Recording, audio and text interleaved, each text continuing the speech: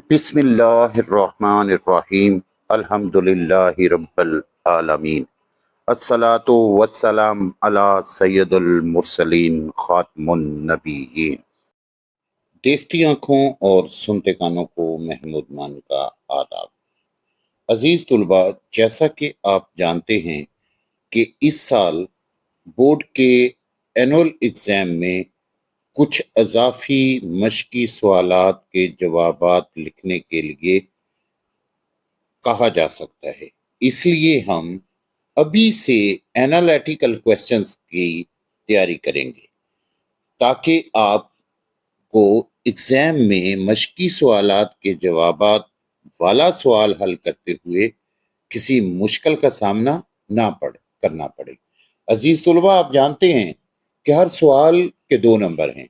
اگر ایک سوال بھی چھوٹ گیا اور وہ انالیٹیکل کویسچن ہوا جو آپ کی سمجھ میں نہ آیا تو آپ کا نقصان ہو سکتا ہے۔ اس لیے اس ویڈیو کو پوری توجہ سے سنیے گا اور آخر میں آپ کو 10 میں سے 10 نمبر لینے کا طریقہ بھی بتاؤں گا۔ تو شروع کرتے ہیں۔ سوال نمبر 1، غفلت مجرمانہ سے کیا مراد ہے؟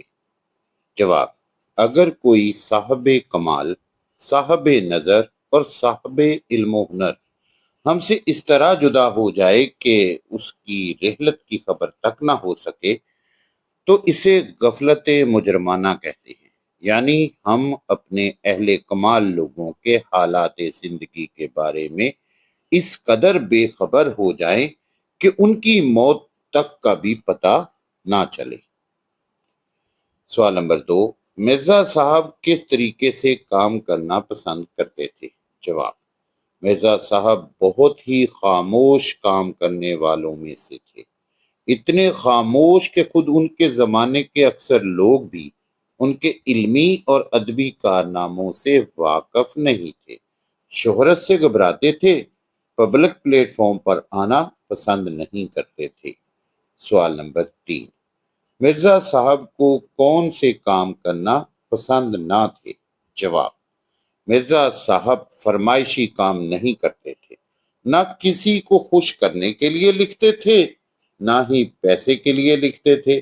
پیسے کے ذکر پر اکثر وہ چڑ جاتے تھے اور انہیں منانا مشکل ہو جاتا تھا۔ کام کرتے تھے اس لیے کہ انہیں کام کرنا ہوتا تھا۔ سوال نمبر 4، مرزا صاحب نے اپنے پہلے 2 ناول کس طرح چھپوائے؟ مرزا صاحب نے جب اپنا پہلا ناول جاسمین لکھا تو اپنے ایک شاگرد پبلشر کو بلا معاوضہ دیا۔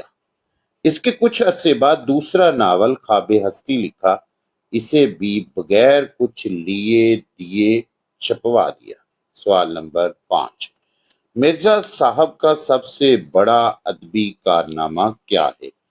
مرزا محمد سعید صاحب کا سب سے بڑا ادبی کارنامہ ان کی مارکۃ الآراء کتاب مذہب اور باطنیت ہے۔ یہ ایک ایسا کارنامہ ہے کہ اگر اردو کی 100 عمدہ کتابیں چھانٹی جائیں تو ان میں مذہب اور باطنیت کو ضرور شامل کرنا پڑے گا۔ سوال نمبر 6، مرزا محمد سعید کا خاندانی پس منظر بیان کریں۔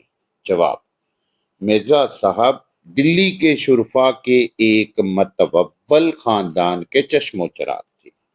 سر سید احمد خان سے بھی ان کی عزیز داری تھی۔ منشی ذکاء اللہ کے بھی قرابت دار تھے۔ ان کے استادوں میں علامہ اقبال رحمۃ اللہ علیہ بھی تھے۔ سوال نمبر 7، مرزا صاحب کے علمی کمال کے بارے میں مختصر لکھے۔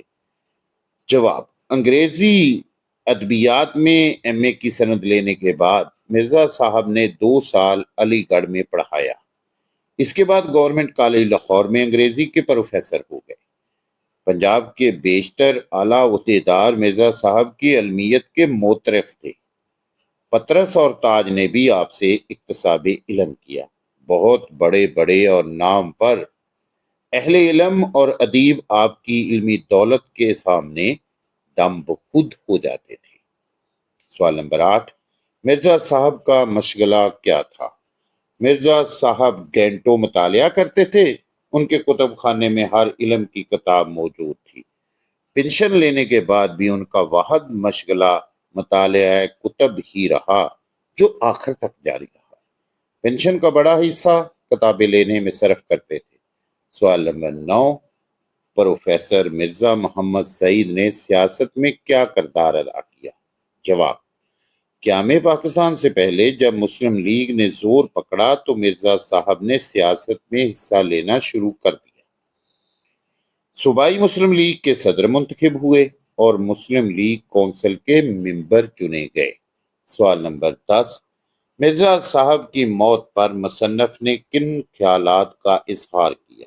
جواب: موت برحق ہے، مرنا سب کو ہے، مگر مرنے میں فرق ہوتا ہے۔ مرزا صاحب کی وفات کا صدمہ اس لیے ہے کہ ایسے قابل، شریف اور وزادار لوگ زمانہ اب پیدا نہیں کر سکے گا۔ ایسی جامع العلوم ہستی سے محروم ہو جانے کا ہمیں جتنا بھی غم ہو کم ہے۔ عزیز طلباء، اس طرح سے اضافی 10 سوالات کے جوابات مکمل ہوئے۔ امید کرتا ہوں کہ آپ جی جان سے انہیں تیار کریں گے تاکہ آپ 10 میں سے 10 نمبر حاصل کر سکیں۔ اس ویڈیو کو اپنے دوستوں کے ساتھ شیئر ضرور کریں۔ اسی کے ساتھ اجازت چاہوں گا۔ اللہ حامیوں ناصر۔